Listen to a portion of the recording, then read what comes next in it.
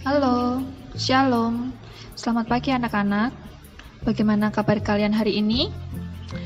Bu Guru harap kalian tetap selalu sehat dan jangan lupa selalu jaga kesehatan. Tetap menjaga protokol kesehatan untuk melawan COVID. Jangan lupa cuci tangan, pakai masker, dan tidak dalam berkerumunan. Nah, sebelum belajar, mari kita berdoa terlebih dahulu. Tema 1, pertumbuhan dan perkembangan makhluk hidup. Di tema yang terakhir, subtema 4, pertumbuhan dan perkembangan tumbuhan. Nah, kalian siap belajar ya? Kita akan masuk ke dalam materi. Perkembangbiakan tumbuhan. Pada dasarnya, perkembangbiakan tumbuhan dibedakan menjadi 2. Yang pertama, tidak kawin atau yang disebut dengan vegetatif, dan yang kedua, secara kawin atau generatif. Nah, dalam vegetatif dibedakan menjadi 2 lagi, yaitu vegetatif alami dan vegetatif buatan. Yang kedua, generatif, alat perkembangbiakan generatif pada tumbuhan berupa bunga. Coba pernah melihat bunga?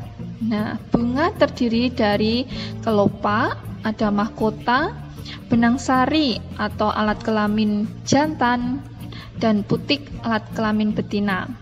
Jika salah satu bagian tumbuhan tidak ada, maka disebut bunga tidak sempurna atau tidak lengkap.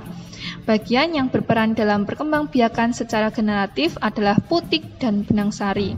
Apa tadi putik? Ya, putik adalah alat perkembangbiakan pada bunga yang betina.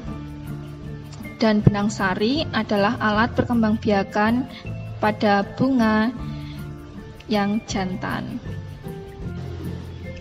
Selanjutnya, perkembangbiakan secara alami.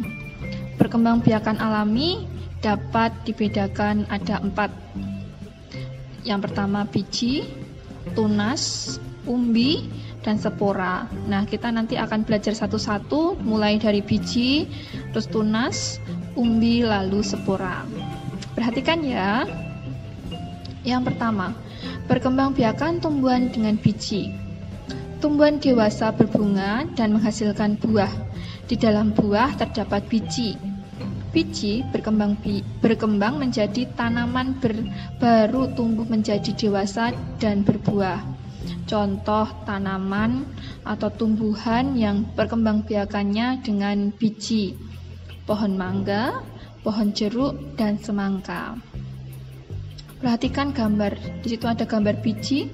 Perhatikan. Yang melindungi biji ada selimut biji. Calon tumbuhan baru disebut dengan embrio. Dan sumber makanan untuk calon tumbuhan baru bisa disebut kotiledon. Lalu yang kedua, perkembangbiakan dengan tunas. Tunas adalah anakan yang tumbuh di dekat tumbuhan induknya. Perhatikan pada gambar.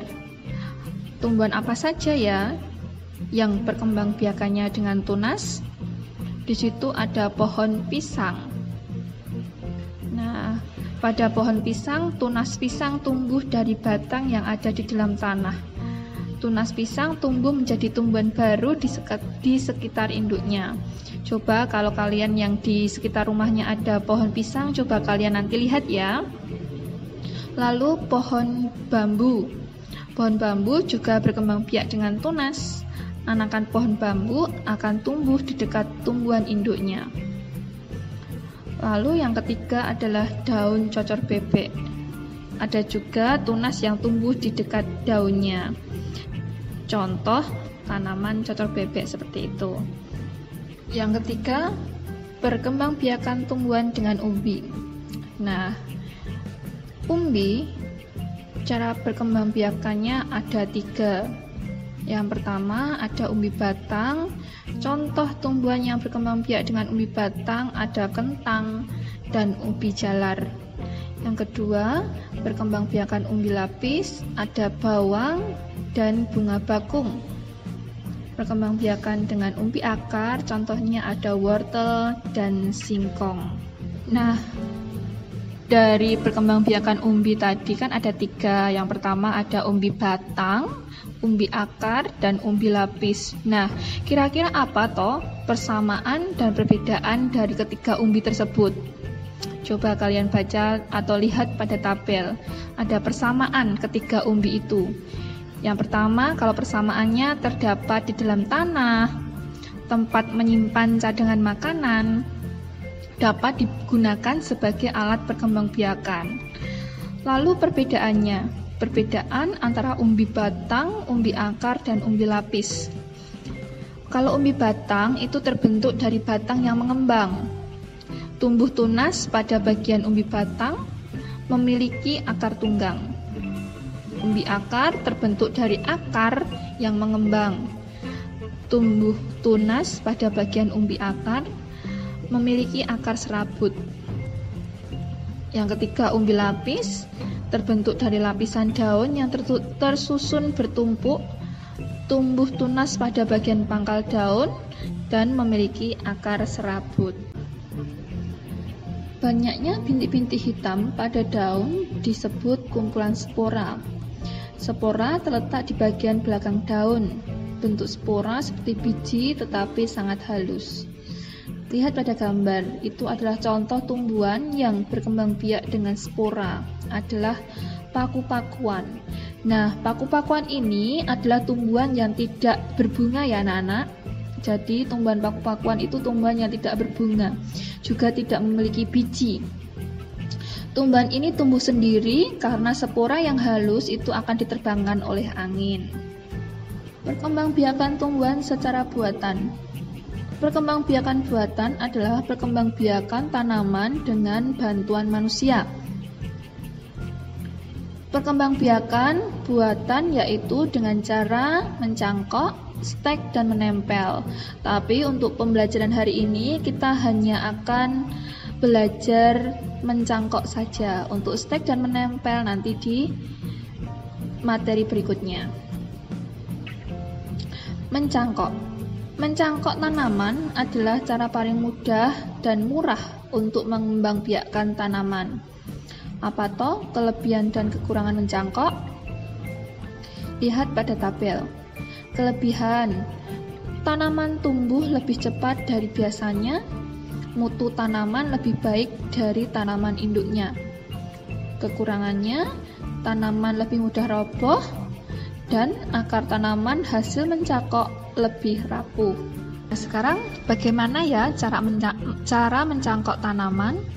Nah, siapkan dulu alat dan bahannya. Yang pertama ada pisau, serabut kelapa atau plastik, tali, tanah yang dicampur pupuk kandang.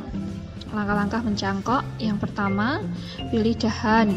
Bebas ya, mau dahan apa nanti yang akan kalian cangkok. Dengan ukuran sedang, kupas dahan hingga bersih dari kulit dan lendir kira-kira sepanjang 5-9 cm. Langkah yang kedua, tutup luka pada bagian dahan dengan tanah yang subur yang sudah dicampur dengan pupuk kandang. Langkah yang ketiga, kemudian bungkus tanah dengan serabut kelapa atau plastik, lalu ikat dengan tali. Nah, siram cangkokan setiap pagi dan sore. Biasanya, akar akan tumbuh dalam waktu sekitar 1-12 bulan. Setelah akarnya tumbuh banyak, potong cabang dari induknya, kemudian tanam di tempat yang teduh. Nah, anak-anak, sekarang kalian belajar mencangkok di rumah bersama orang tuamu. Bebas nanti pohon yang ada di sekitarmu saja. Ikuti langkah-langkah yang tadi, lihat slide sebelumnya, bagaimana cara mencangkok. Lalu setiap langkah-langkah nanti kalian foto. Nah, minta tolong mama papa untuk memfoto, lalu dikirim melalui GC. Nah, karena tadi langkah-langkahnya ada 3, tentu fotonya ada 3, nanti digabung. Foto langkah pertama, foto langkah kedua, dan foto langkah ketiga. Nanti ada form di GC yang harus kalian kirim di situ. Paham ya? Nah, bunga adalah bagian dari tumbuhan. Ada banyak jenis bunga yang ada di sekitar kita. Beberapa negara memiliki bunga nasional. Bunga nasional adalah bunga yang dapat mewakili karakteristik sebuah bangsa dan negara. Ada bunga tulip, itu dikenal dengan bunga negara Belanda. Bunga mawar dikenal dengan bunga negara Inggris. Nah, kalau bunga nasional di Indonesia itu ada 3. Sebutan bunga di Indonesia adalah puspa. Ada 3 itu apa saja ya? Yang pertama ada bunga Rafflesia arnoldi dengan sebutan puspa langka. Yang kedua ada bunga anggrek bulan atau disebut dengan puspa pesona. Yang ketiga bunga melati putih disebut dengan puspa bangsa. Nah, anak-anak, demikian pembelajaran hari ini. Nanti silahkan kalian ulangi lagi, baca slide materi ini. Nah, pelajari, nanti ada soal di GC, ada 10 soal. Silahkan kerjakan dengan baik, dan selamat belajar, tetap semangat, yang pasti selalu jaga kesehatan. Tuhan Yesus memberkati.